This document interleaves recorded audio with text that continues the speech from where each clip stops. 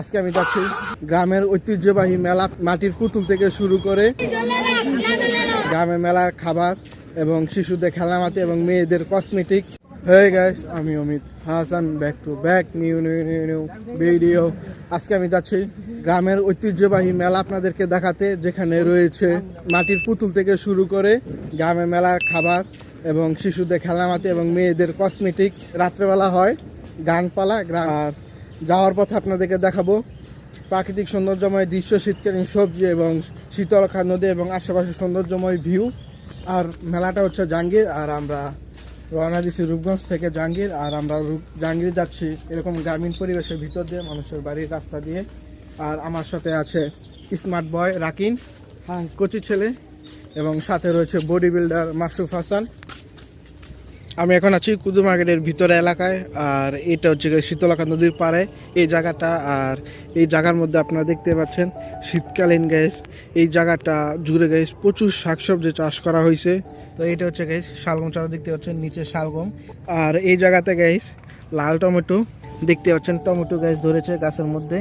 আর এই জায়গাতে গ্যাস আপনারা দেখতে পাচ্ছেন ছোট ছোট, সেটা হচ্ছে গ্যাস হসপাতাই। আর এইটা হচ্ছে গ্যাস গোল আলু চারা লাগানো হয়েছে, ফুলকপি বাঁধাকপি, তার মধ্যে মাঝখানে লাল টমেটো। এবং এই সাইডে গ্যাস যদি দেখেন লাল টমেটো চারা লাগানো হয়েছে। সামনে হচ্ছে গ্যাস শীতলক্ষা নদী, নদীর ওই পারে হচ্ছে হাঁটাবো। আর এই জায়গাটা যদি আপনারা এক নজরে দেখেন তাহলে দেখতে পারবেন এই জায়গাটা গ্যাস পুরো সবুজ প্রকৃতি ভরে গেছে শীতকালীন শাকসবজি। ফাইনালি আমরা এখন জাহাঙ্গীরের ভিতরে আছি। আর এটা হচ্ছে জাহাঙ্গীরের মসজিদ। আর এই রাস্তাতে যেতে হয় সেই ঐতিহ্যবাহী মেলাতে। আর এই রাস্তার হচ্ছে গ্রামীণ রাস্তা, এবং এই রাস্তাটা গাইছে হচ্ছে উঁচু নিচু অনেক। যদি সামনে যায় আপনাদের দেখতে পারবেন।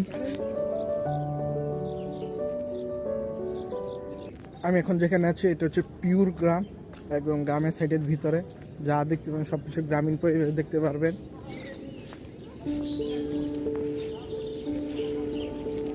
আমরা এখন যে রাস্তা দিয়ে হাঁটছি এটা আগে এরকম ছিল না, আরো চিপা ছিল এবং বাঁকা উঁচু নিচু অনেক রকমই ছিল।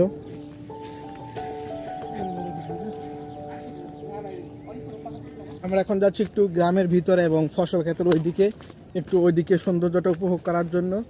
আর মেলাটা যেহেতু গ্যাস বিকেলের পর থেকে একটু জমে বেশি, তো আমরা চিন্তা করছি একটু পরে যেতে মেলাতে।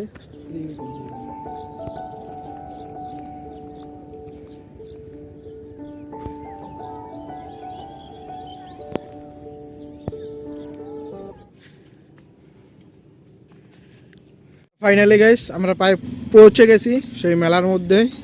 আর এটা হচ্ছে এলাকার রাস্তা ছোট। ফাইনালি আমরা মেলাতে চলে আসলাম। মেলাতে ঢোকার পরই আমার চোখে পড়লো মাটির তৈরি ঐতিহ্যবাহী পুতুল, যেগুলো দেখতে অনেক সুন্দর হয়। প্রতিটি মেলাতেই মানুষের পছন্দের খাবার হচ্ছে মিষ্টান্ন। বাচ্চা এবং মহিলাদের জন্য মেলাতে আকর্ষণীয় খাবার হচ্ছে ফুচকা এবং চটপটি। এই খেলাটা সবসময় গ্রামের মধ্যে বেশি হয়ে থাকে। হঠাৎ চোখে পড়লো মাটির তৈরি আকর্ষণীয় জিনিসপত্র। বাচ্চাদের জন্য রয়েছে আকর্ষণীয় সব খেলনা।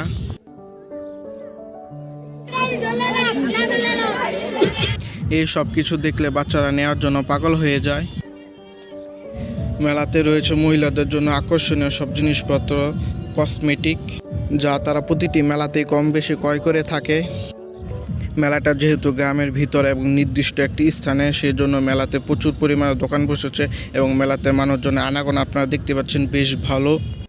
প্রতিটি মেলায় বিকাল গড়িয়ে সন্ধ্যা আসলে তার জাঁকজমক দ্বিগুণ বেড়ে যায়।